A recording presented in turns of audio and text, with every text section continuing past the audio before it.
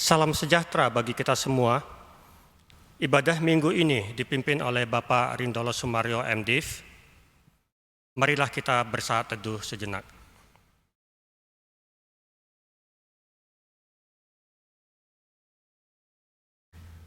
Marilah kita bangkit berdiri.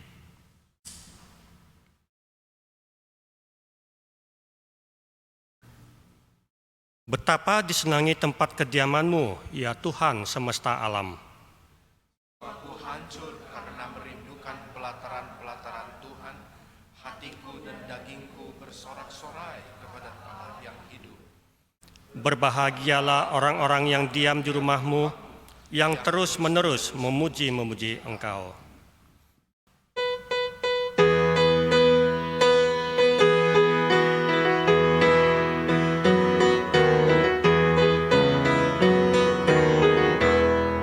Nyanyikan Tuhanmu, haleluya, haleluya.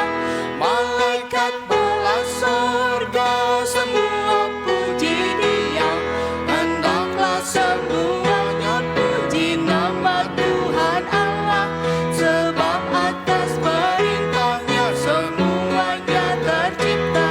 Hai alam semesta yang diciptakan Tuhan Allah, hai api hujan es dan salju, kabut angin badai, bernyanyilah semuanya memuji-muji Dia, sebab yang tinggi luhur hanya nama Tuhan Allah.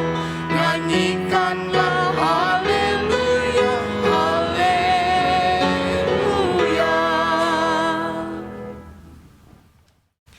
Kebaktian minggu ini berlangsung dengan pengakuan bahwa pertolongan kita adalah di dalam nama Tuhan, pencipta langit dan bumi, yang kasih setianya kekal selama-lamanya.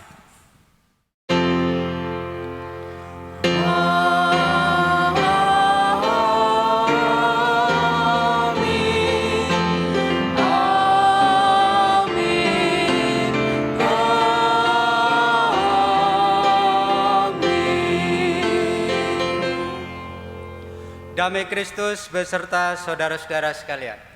Dan beserta saudara juga. Jemaat silakan duduk.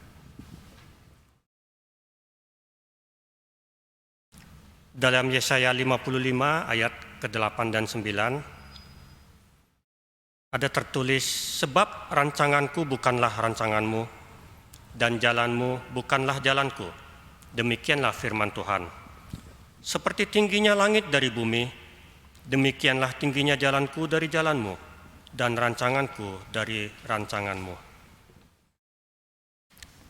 Pengalaman hidup yang kita jalani sering menunjukkan bahwa kita tidak berusaha dengan sungguh-sungguh untuk menyelaraskan pikiran, rancangan, kehendak dan hati kita dengan apa yang dipikirkan oleh Allah, apa yang dikehendaki Allah, apa yang dirancangkan Allah, dan apa yang menjadi isi hati Allah. Sebaliknya, malah kita memaksa pikiran dan kehendak kita sendiri supaya Tuhan melakukan kehendak dan rancangan kita. Tema ibadah minggu ini adalah memahami yang dipikirkan Allah. Tema ini mengajak dan sekaligus mendorong kita berusaha sungguh-sungguh untuk mengenal dan memahami apa yang dipikirkan, dikehendaki, dan yang menjadi isi hati Allah. Kemudian kita menyelaraskan hidup kita dengan apa yang dipikirkan dan dikehendaki oleh Allah.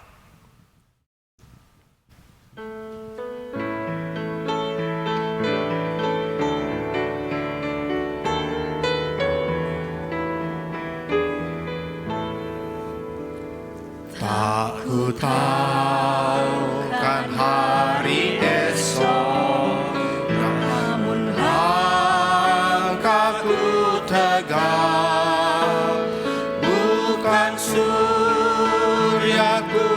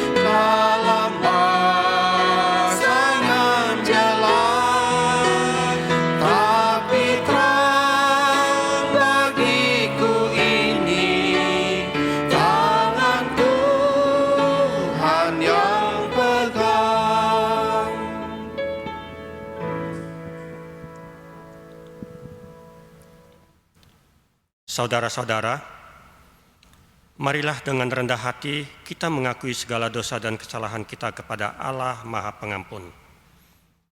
Jemaat dipersilakan untuk berdoa secara pribadi.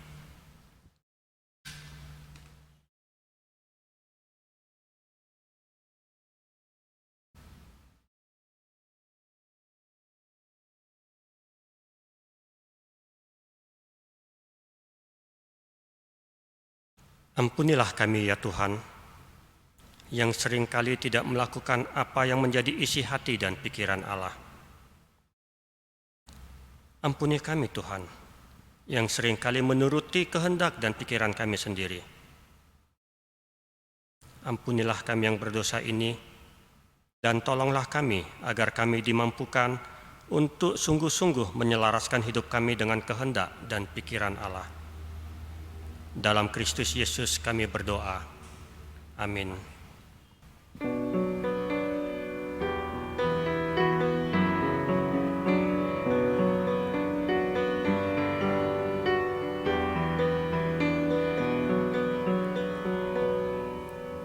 Ku datang kepadamu,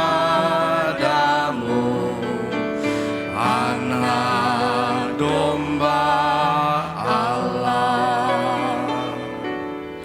Ku mohon pengasihan, Anak Domba Allah. Tunjukkanlah padaku jalan kebenaran. Hanya oleh rahmat-Mu, Anak Domba Allah. Marilah kita bangkit berdiri. Kini, terimalah berita anugerah yang difirmankan Tuhan di dalam Yesaya 1 ayatnya ke-16 dan 18. Basuhlah, bersihkanlah dirimu, jauhkanlah perbuatan-perbuatanmu yang jahat dari depan mataku. Berhentilah berbuat jahat. Marilah, baiklah kita berperkara firman Tuhan. Sekalipun dosamu merah seperti kirmiji, akan menjadi putih seperti salju. Sekalipun berwarna merah seperti kain kesumba, akan menjadi putih seperti bulu domba. Demikianlah berita anugerah dari Tuhan. Syukur pada Allah. Marilah kita menyatakan damai kita dengan saling mengucapkan salam damai.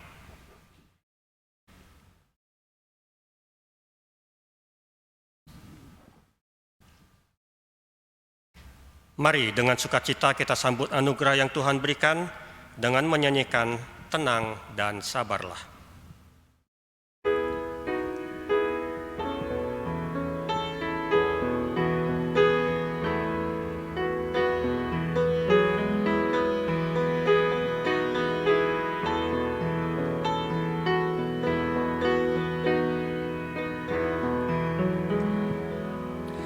Tenang dan sabarlah wahai jiwaku, tahan derita, jangan mengeluh. Serahkan sajalah pada Tuhanmu segala duka yang menimpamu. Allah setia,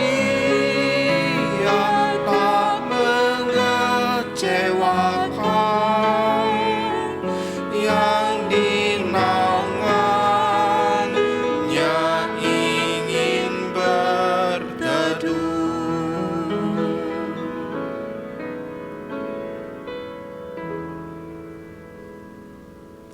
Silakan duduk. Mari kita tundukkan kepala dan kita berdoa sebelum kita membaca bagian-bagian firman Tuhan. Mari kita berdoa.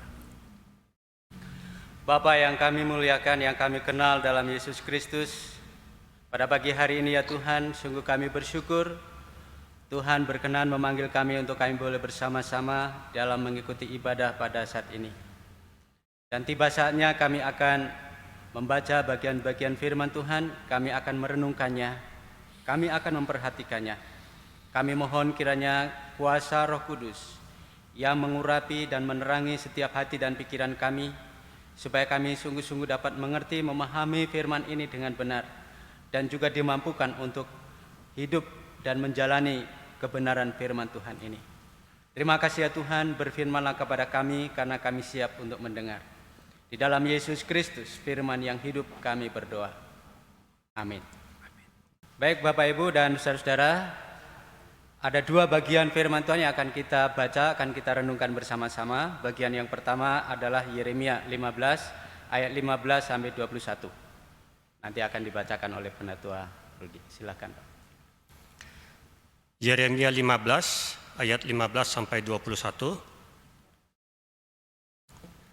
Engkau mengetahuinya ya Tuhan, ingatlah aku dan perhatikanlah aku. Lakukanlah pembalasan untukku terhadap orang-orang yang mengejar aku. Janganlah membiarkan aku diambil karena panjang sabarmu. Ketahuilah bagaimana aku menanggung celaan oleh karena Engkau.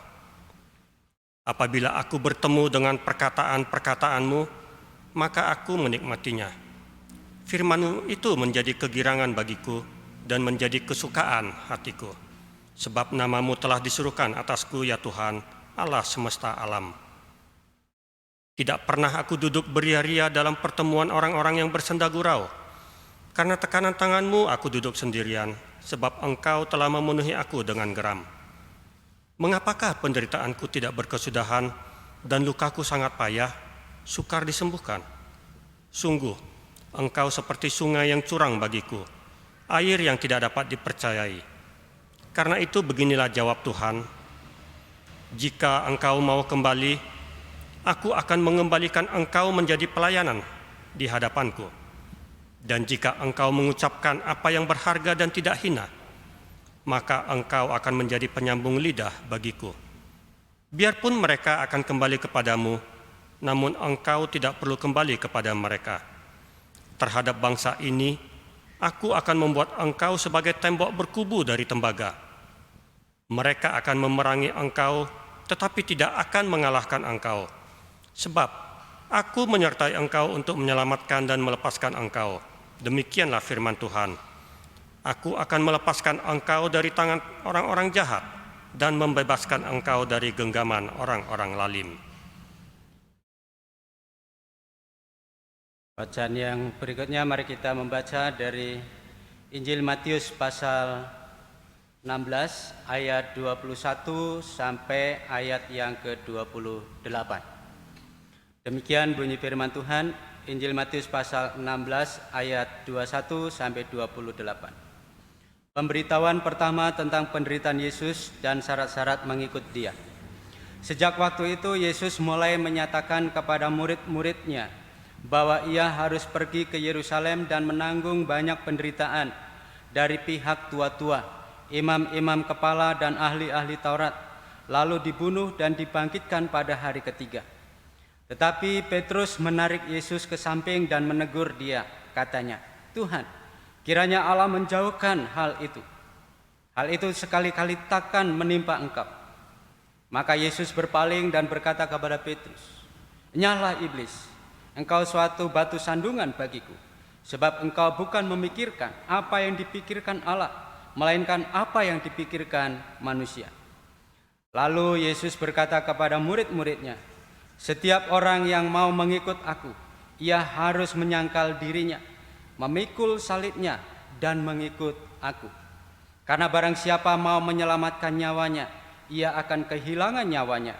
Tetapi barang siapa kehilangan nyawanya karena aku, ia akan memperolehnya.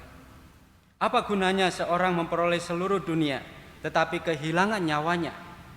Dan apakah yang dapat diberikannya sebagai ganti nyawanya? Sebab anak manusia akan datang dalam kemuliaan Bapaknya diiringi malaikat-malaikatnya. Pada waktu itu ia akan membalas setiap orang menurut perbuatannya.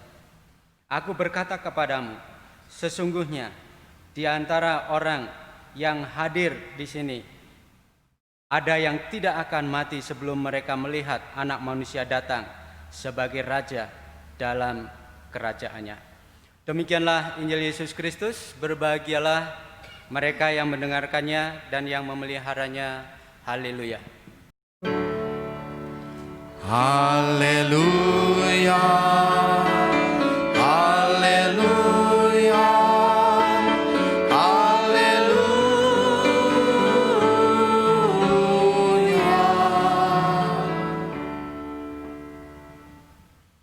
Baik Bapak Ibu dan saudara-saudara, tema kita pada pagi hari ini adalah memahami yang dipikirkan Allah. Memahami yang dipikirkan Allah. Dalam sebuah usia pernikahan, apakah pernikahan itu berusia 10 tahun, 20 tahun, atau 25 tahun, usia perak, atau 30 tahun, bahkan 50 tahun. Itu tidak menjamin bahwa mereka sudah saling mengenal, saling memahami, mengerti isi hati dan pikiran mereka masing-masing sebagai pasangan. Itu tidak menjamin. Kalau di dalam perjalanan kehidupan pernikahan itu, mereka sama-sama untuk sungguh-sungguh mau mengenal apa yang menjadi hati pikiran pasangan kita masing-masing. Kalau tidak ada usaha untuk sungguh-sungguh mengenal, memahami, maka pernikahan itu bisa dikatakan akan terus bermasalah. Bapak, Ibu, dan saudara-saudara, yang seringkali terjadi adalah masing-masing menuntut supaya pasangannya itu memahami, mengerti. Gitu. Dan ketika saling menuntut dan satu dengan yang lain, maka yang terjadi adalah sebuah konflik, ribut, dan seterusnya. Rupa-rupanya untuk mengerti dan memahami pikiran pasangan saja yang bisa dikatakan hidup bersama-sama terus-menerus itu sulit. Yang kita lihat, yang kita rasakan, yang sering kali kita bersentuhan. Apalagi memikirkan apa yang dipikirkan Allah. Ini menjadi persoalan.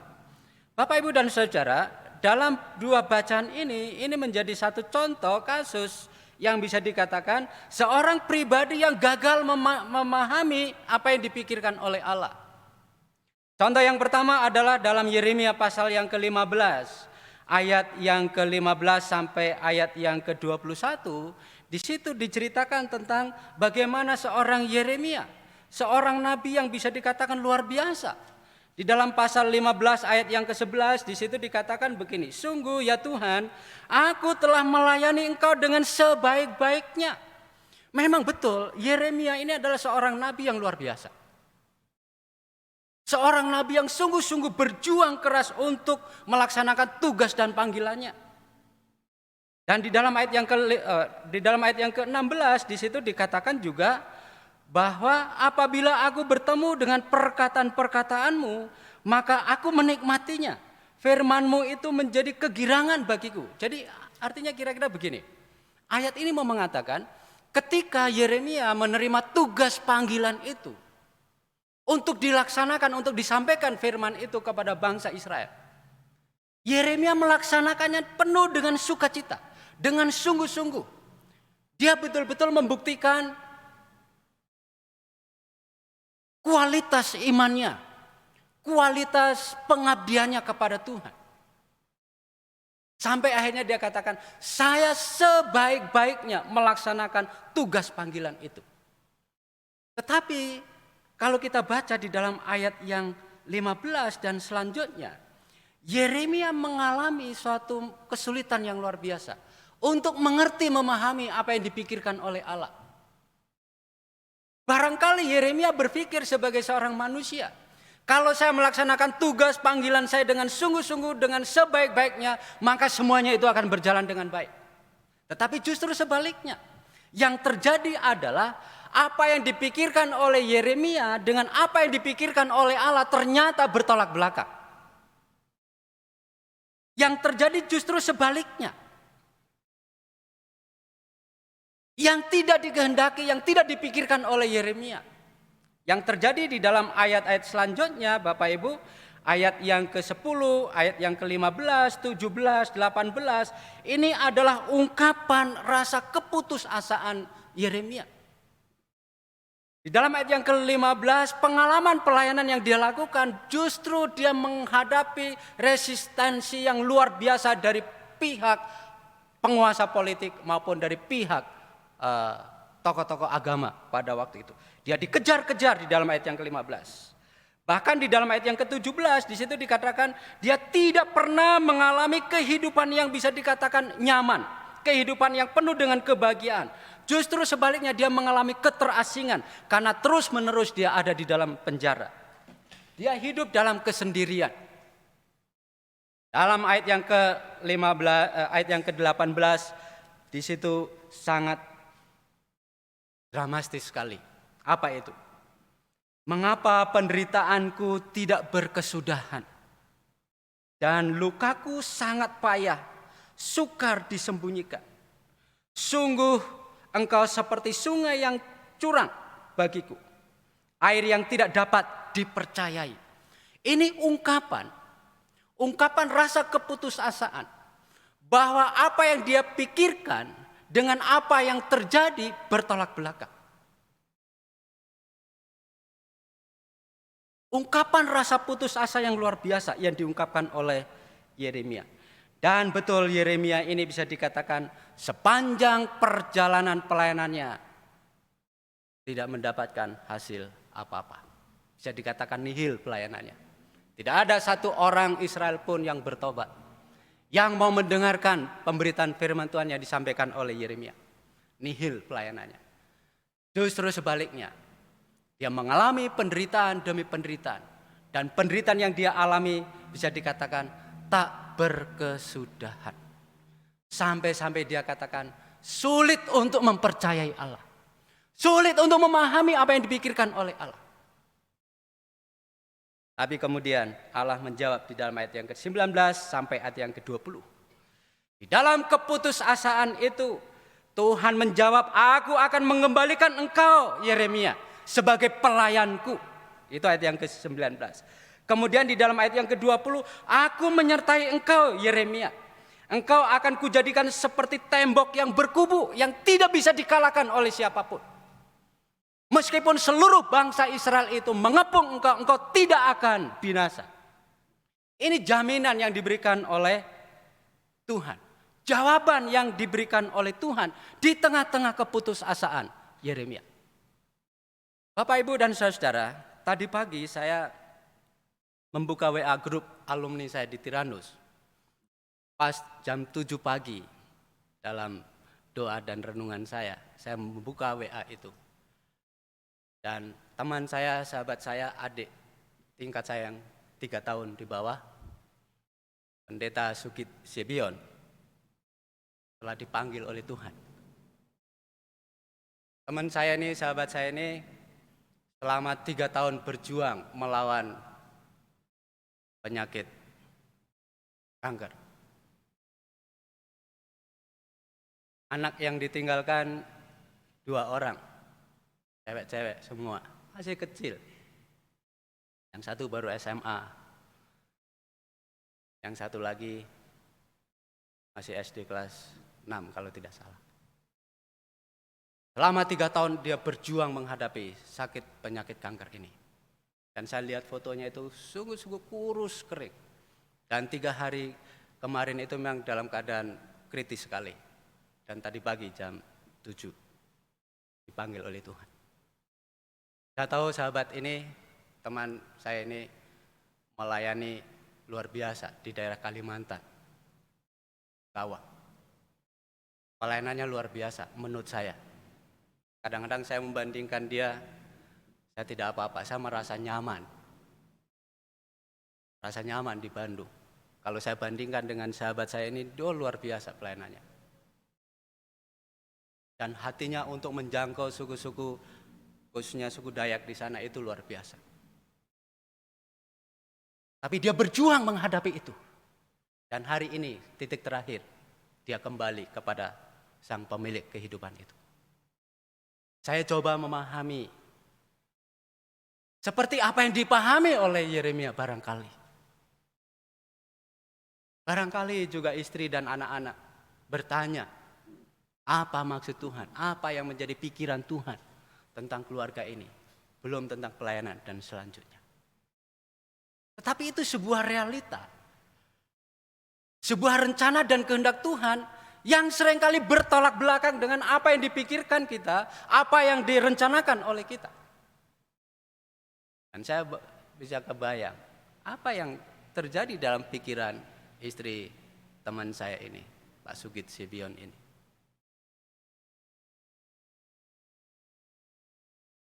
Itu menjadi realita yang seringkali sulit untuk memahami apa yang dipikirkan oleh Allah, apa yang direncanakan oleh Allah. Dan Yeremia mengalami pergumulan itu. Tetapi di dalam pergumulan itu Tuhan menjawab luar biasa. Tuhan menjawab luar biasa. Tuhan kembalikan Yeremia dan Tuhan katakan, engkau tidak bisa dikalahkan oleh bangsa ini. Bapak, Ibu, dan saudara yang saya kasih dalam Tuhan Yesus Kristus. Itu contoh yang pertama. Contoh yang kedua adalah dalam Matius pasal yang ke-16 ayat 21 sampai ayat yang ke-28. Ini bercerita tentang percakapan Petrus dan Tuhan Yesus. Konteksnya di sini adalah Yesus memberitahukan kepada para murid, sebentar lagi aku harus turun dan masuk ke kota Yerusalem. Dan ketika aku masuk di kota Yerusalem, aku akan mengalami penderitaan. Aku akan mengalami penganiayaan dan aku akan mati di sana. Itulah yang menjadi pikiran Allah. Itulah yang menjadi rencana Allah. Penderitaan, kesengsaraan, kematiannya adalah jalan keselamatan yang direncanakan oleh Allah. Tetapi berbeda sekali dengan apa yang dipikirkan oleh Petrus. Sampai akhirnya Petrus menarik tangan Yesus ke samping dan katakan, sekali-kali itu tidak terjadi. Itu kata Petrus. Dan teks ini mau bercerita, apa yang dipikirkan oleh Allah, apa yang direncanakan oleh Allah dengan apa yang dipikirkan oleh manusia yang diwakili oleh Petrus bertolak belakang. Dan di situ Tuhan Yesus katakan, enyalah engkau iblis, engkau memikirkan apa yang dipikirkan oleh manusia, bukan apa yang dipikirkan oleh Allah. Bapak, Ibu, dan saudara-saudara yang saya kasih dalam Tuhan Yesus Kristus, bukankah kasus Petrus ini pun seringkali menjadi pengalaman kehidupan kita pribadi lepas pribadi. Seringkali kita memaksa Tuhan untuk Tuhan melakukan apa yang kita pikirkan, apa yang kita rencanakan, apa yang kita planningkan ke depan. Daripada apa yang menjadi rencana Tuhan, apa yang menjadi misi Tuhan, lalu kita lakukan. Dan seringkali itu tarik-menarik. Itu pengalaman kehidupan kita. Malah setiap doa-doa kita pun itu menunjukkan hal seperti itu. Doa-doa kita memaksa Tuhan untuk melakukan apa yang kita mau. Ya, doa-doa kita naikkan kepada Tuhan supaya Tuhan merestui dan membuka jalan. Itu kan pikiran kita. Itulah sebabnya di dalam Yesaya 55 ayat 8 sampai 9 yang tadi kita sudah dengar di dalam pembukaan itu, rancangan Tuhan, pikiran Tuhan, jalan Tuhan, bukan jalan kita, bukan pikiran kita.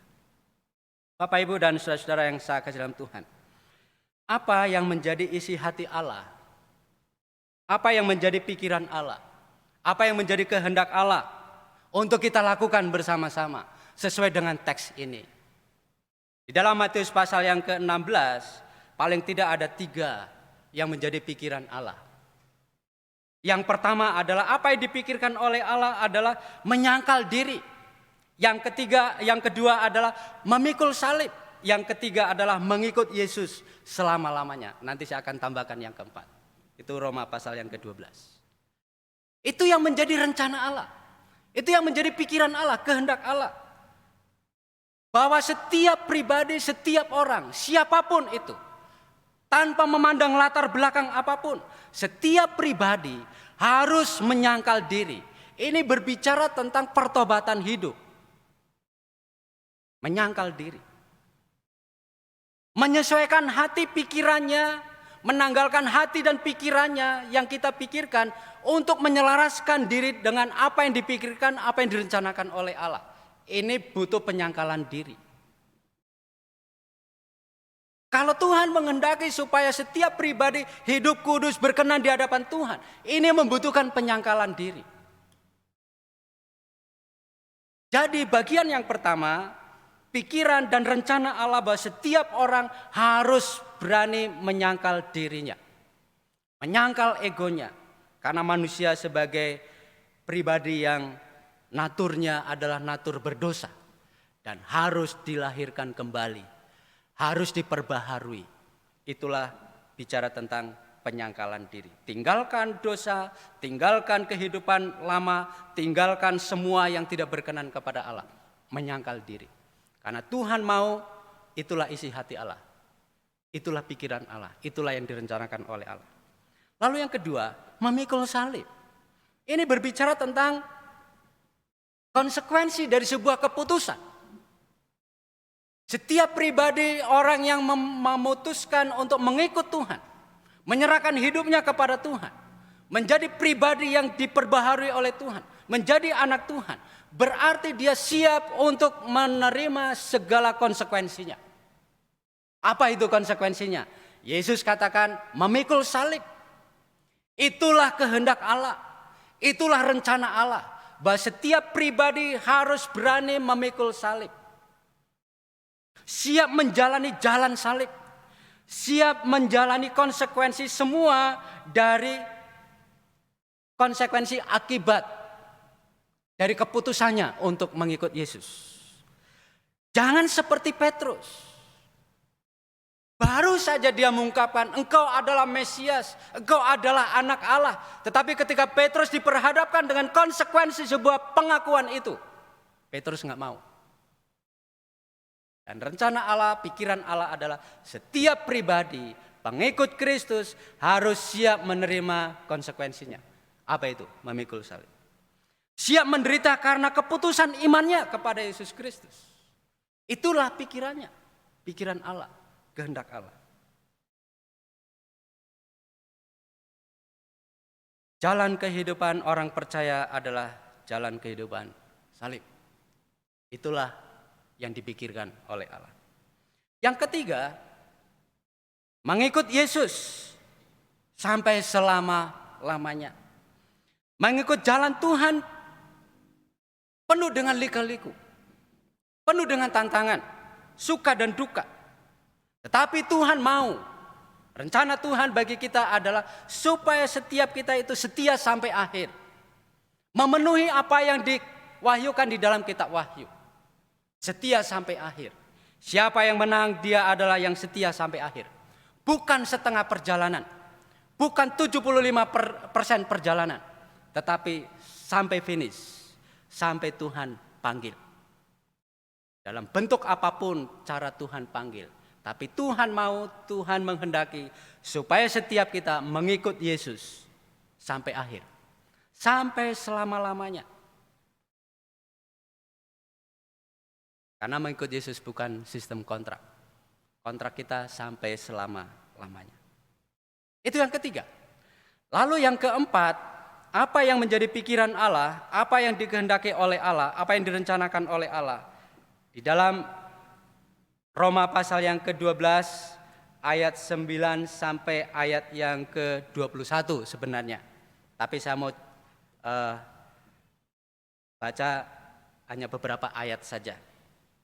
Yang pertama Bapak Ibu, bagian yang keempat adalah hidup dalam kasih. Apa yang menjadi pikiran Allah, apa yang menjadi kehendak Allah, rencana Allah adalah hidup di dalam kasih. Setiap pribadi orang yang mengambil keputusan untuk percaya kepada Yesus, siap memikul salib, mengikut Yesus, dan hidup di dalam kasih. Dan hidup di dalam kasih itu dijelaskan di dalam Roma pasal yang ke-12 ayat 9 sampai ayat yang ke-21. Contohnya, saling mengasihi, saling memberi hormat. Hidup di dalam kasih. Kemudian, saling membantulah satu dengan yang lain. hidup di dalam kasih. Itu seperti itu. Kemudian selalu memberi tumpangan. Bersukacita dengan orang yang bersukacita. Ini empati. Itu hidup dalam kasih. Itu yang dikehendaki oleh Allah. Itulah isi hati Allah. Jangan membalas kejahatan dengan kejahatan. Lakukan yang baik pada semua orang tanpa memandang latar belakang. Hidup berdamai dengan semua orang. Bergaul dengan semua orang. Bukan bergaul dengan sesama agama saja, tetapi bergaul dengan semua orang. Kalahkan kejahatan dengan kebaikan. Silakan Bapak Ibu nanti baca.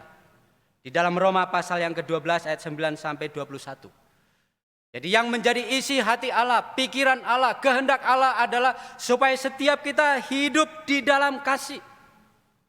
Mengapa? Karena kasih menyatukan keberagaman. Kasih itulah yang mengikat di dalam keberagaman.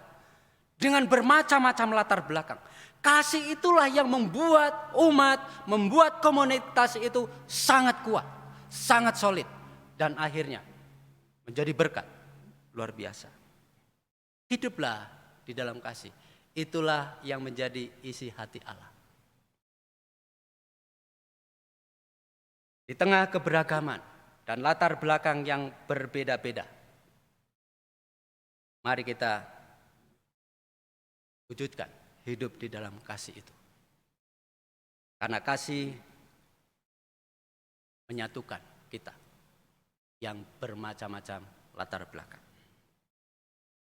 Sebagai kesimpulan, mari kita memohon pertolongan Tuhan, Allah Roh Kudus, untuk menolong kita, memampukan kita, bahkan memahami pikiran, hati, dan rencana Allah, lalu kita lakukan dalam hidup kita. Ada 4 isi hati dan rencana Allah yang saya sampaikan. Yang pertama, Tuhan mau supaya kita menyangkal diri. Yang kedua, Tuhan mau supaya kita memikul salib sebagai bentuk konsekuensi iman kita. Yang ketiga, mari kita mengikut Yesus sampai titik akhir, sampai Tuhan panggil. Meskipun perjalanannya itu sangat berat. Yang terakhir, hidup di dalam kasih. Kiranya Roh Kudus yang menolong kita semua untuk melakukan firman ini bersama-sama. Tuhan memberkati. Amin. Mari kita saat teduh.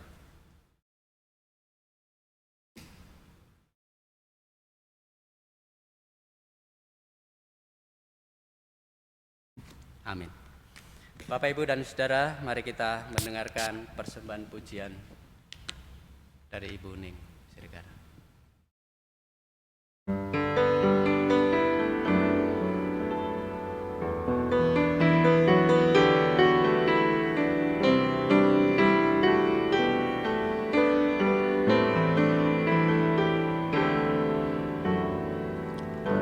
Ini hatiku menyembahmu, tulus dan kagum padamu Yesus. Ini hatiku tak sempurna, perlu campur tanganmu dalam hidupku. Hatiku mengasihimu, hatiku mengasihimu, hatiku ingin mengenalmu, ingin mengertimu. Tuhan, kau lihat isi hatiku,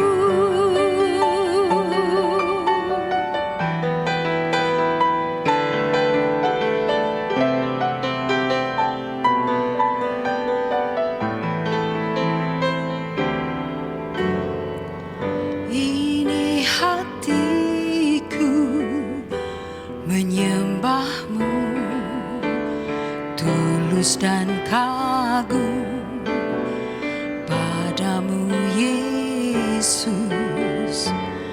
Ini hatiku tak sempurna, perlu campur tanganmu dalam hidupku. Hatiku mengasihimu, hatiku mengasihimu, hatiku ingin mengenalmu, ingin mengertimu. Tuhan, kau lihat isi hatiku.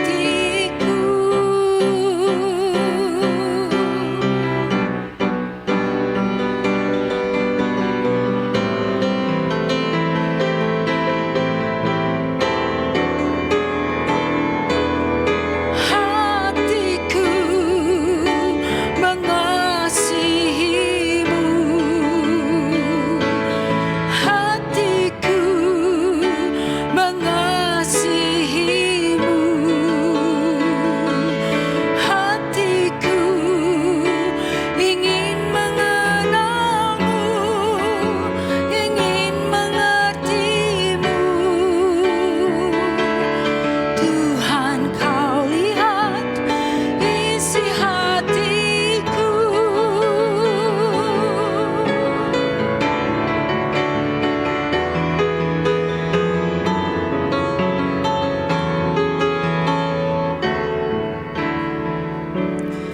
Tuhan, kau lihat isi hatiku.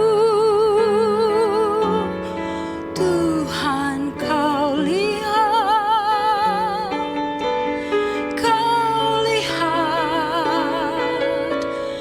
isi hatiku.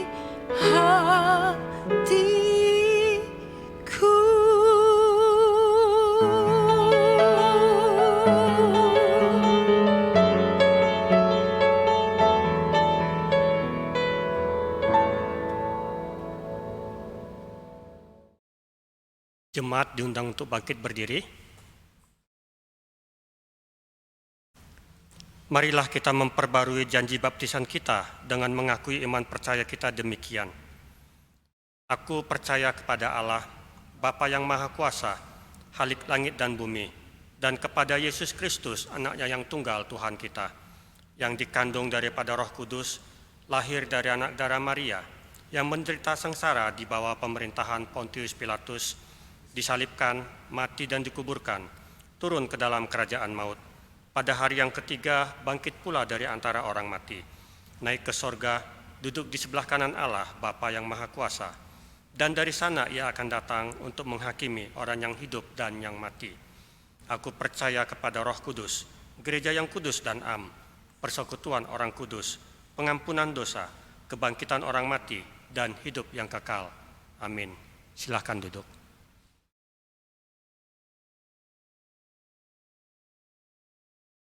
Majelis Jemaat mengucapkan selamat ulang tahun bagi anggota jemaat dan simpatisan yang berulang tahun pada tanggal 24 sampai dengan 30 Agustus.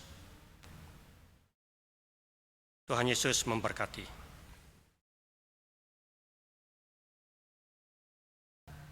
Mari kita masuk di dalam doa syafaat kita berdoa. Bapa, kami bersyukur untuk kebenaran firman Tuhan yang boleh kami dengar, yang boleh kami perhatikan, kami renungkan bersama-sama. Kami mohon kiranya Allah Roh Kudus yang akan menolong kami, memimpin kami, dan memampukan kami, sehingga kami menjalani kehidupan yang kami jalani adalah apa yang dipikirkan, apa yang direncanakan, dan apa yang menjadi isi hati Allah. Bukan sebaliknya, menurut pikiran kami sendiri, rancangan kami sendiri. Ya Tuhan, pada saat ini kami mau bersyukur bersama-sama dengan saudara-saudara kami yang berulang tahun dari tanggal 24 sampai tanggal 30 Agustus ini. Kami bersyukur karena perjalanan kehidupan yang mereka lalui, Tuhan bersama-sama dengan mereka dalam suka, dalam duka. Tuhan mengantarkan perjalanan hidup mereka sampai hari ini. Kami percaya semuanya itu oleh karena kemurahan dan anugerah Tuhan. Kami berdoa untuk perjalanan hidup hari mendatang. Kiranya Tuhan juga yang akan menolong, menopang, menyertainya, memberkatinya, dan menuntun supaya perjalanan hidup mereka adalah perjalanan hidup bersama dengan Tuhan. Apa yang menjadi kerinduan mereka, kiranya Tuhan berkenan untuk menolongnya. Bapa, pada saat ini kami terus mau berdoa bagi seluruh anggota jemaat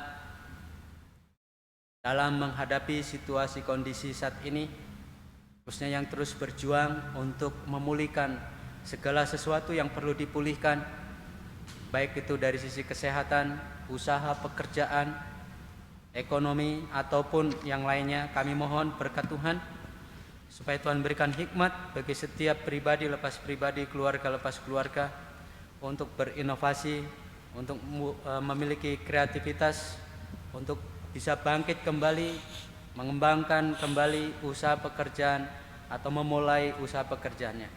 Kami mohon berkat yang dari Tuhan dan pertolongan dari Tuhan pada mereka semua.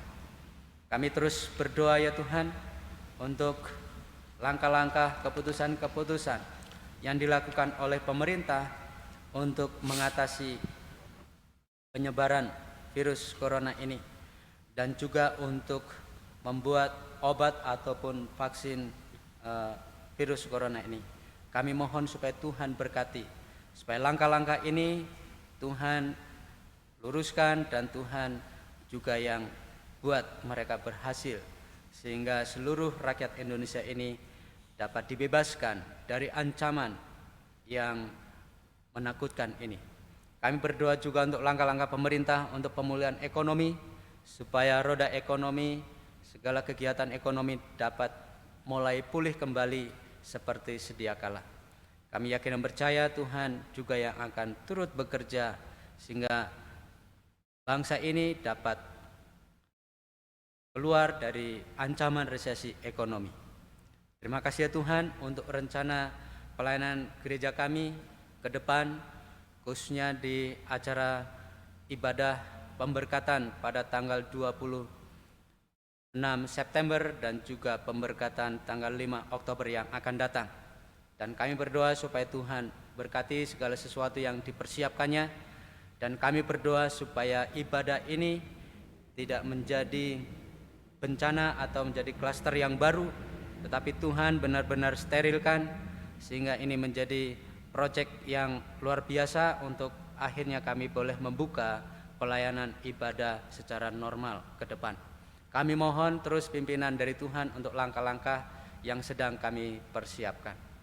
Kami yakin percaya Tuhan yang akan menolong dalam semuanya ini. Bapak, kami juga terus berdoa bagi anak-anak kami yang masih terus belajar di rumah melalui daring atau pembelajaran jarak jauh. Kiranya Tuhan juga yang akan menolong, berikan hikmat bagi anak-anak kami untuk dapat mengikuti semuanya itu dengan baik, dan kualitas pendidikan mereka pun tetap terjaga dengan baik. Kami serahkan semuanya ini ke dalam tangan-Mu. Kami menyerahkan doa dan permohonan ini hanya di dalam nama Tuhan Yesus. Kami bersyukur dan kami berdoa. Amin.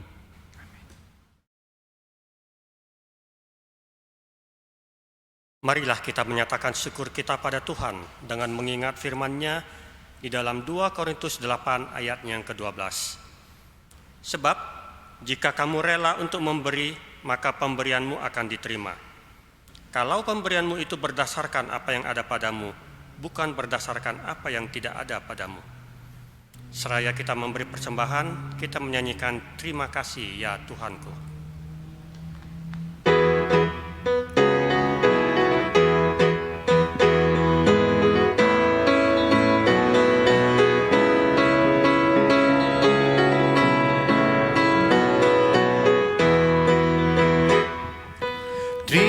Terima kasih ya Tuhanku atas hari pemberian-Mu, hari baru limpah rahmat dan dipenuhi oleh kasih-Mu.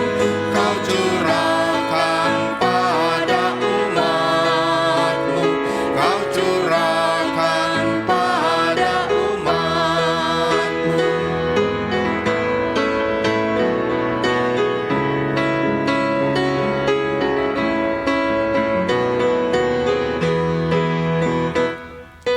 Kan ku pakai waktu itu melakukan tanggung jawabku dan menolong sesamaku menurut firman serta karya-Mu. Karena itu makna kasih-Mu, karena itu makna kasih-Mu.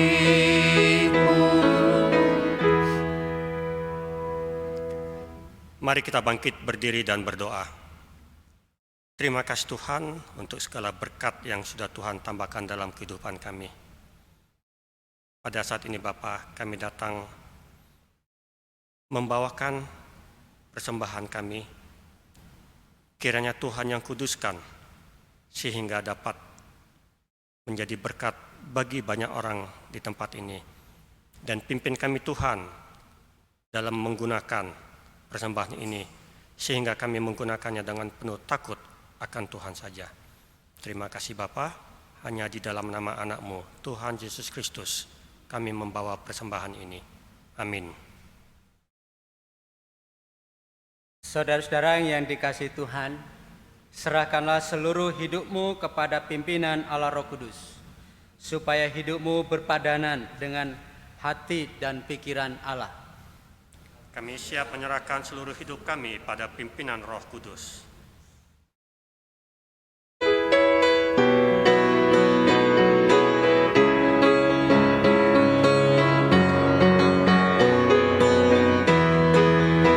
Tuhan mengutus kita ke dalam dunia, bawa berita kepada yang gelap. Meski dihina serta dilanda duka, harus melayani dengan sepenuh, dengan senang, dengan senang. Marilah kita melayani umat-Nya dengan senang, dengan senang. Berarti kita memuliakan nama-Nya. Arahkanlah hatimu kepada Tuhan. Kami mengarahkan hati kami kepada Tuhan. Jadilah saksi Kristus. Syukur pada Allah, Terpujilah Tuhan. kini dan selama-lamanya. Terimalah berkat dari Tuhan.